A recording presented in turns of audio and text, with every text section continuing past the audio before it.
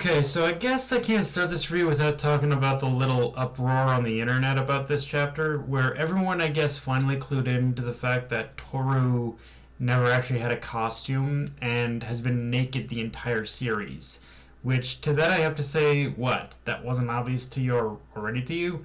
I mean, I think they made it obvious from the very first gag they did of Toru like removing her gloves and shoes in front of Ojiro during the battle trial arc. Like, very early on in the series, mind you, like that she was like that was like I think one of the big indicators to us that she was naked the entire time. And even if they didn't, how isn't this new to you guys? Like, hello, this is the anime and manga industry where fan service, like it or not, is a part of the brand. Now, I guess where this does feel a little bit weird to me is in a world as advanced as this one, where they can craft specially designed outfits for heroes of any shade and stripe with any different kind of power.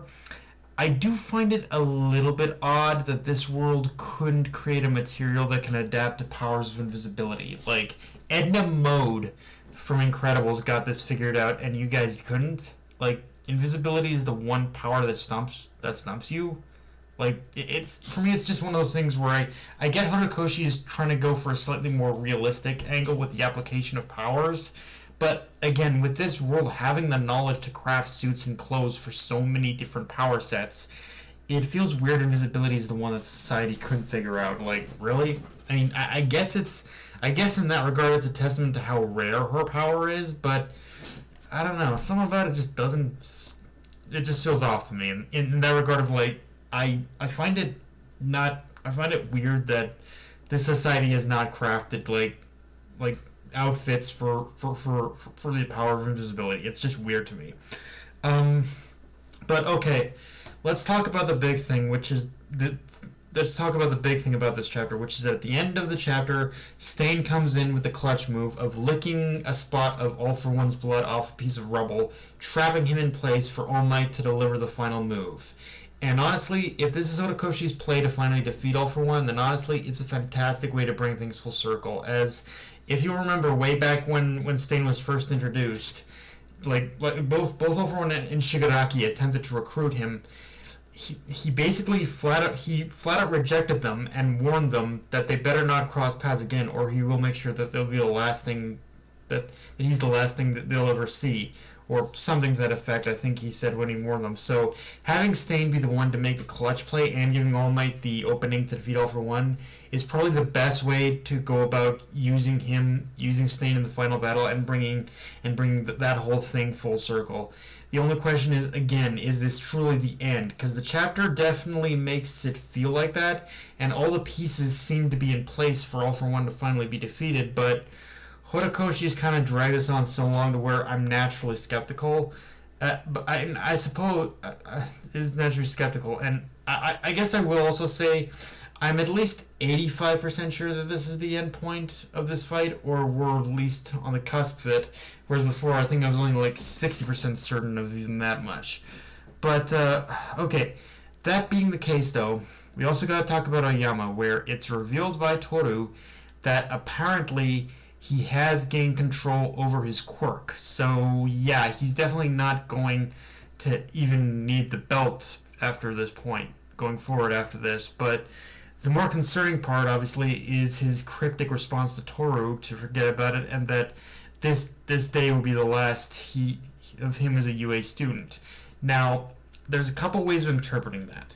The first one is that once this is all said and done, he's going dark, basically off the grid and going to escape Japan with his family.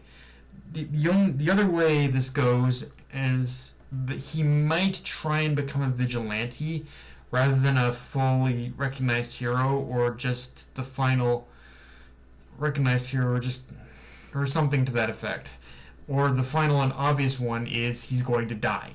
Now, I don't know how much to buy into that last one, but one thing is certain to me about Aoyama after this chapter, which is that I think Aoyama still feels he has a long way towards redemption, and for him that redemption just can't happen at UA. He needs to strike out on his own and try to like figure himself out and what type of hero he really wants to be after all this is said and done. And if that is the route Horikoshi is going with his character, then like mad respect to Aoyama for making that decision. Like there are times where sometimes sometimes you can't. There are times where you do have to strike out on your own, where you have to where you can't just rely on the safety of like a classroom or a home in order to find out who you really are. Sometimes you do need to strike out there on your own and just be in order to find out who it is you want to be. So I think if that is the route Horikoshi's going with this, then yeah, mad respect for Aoyama. And like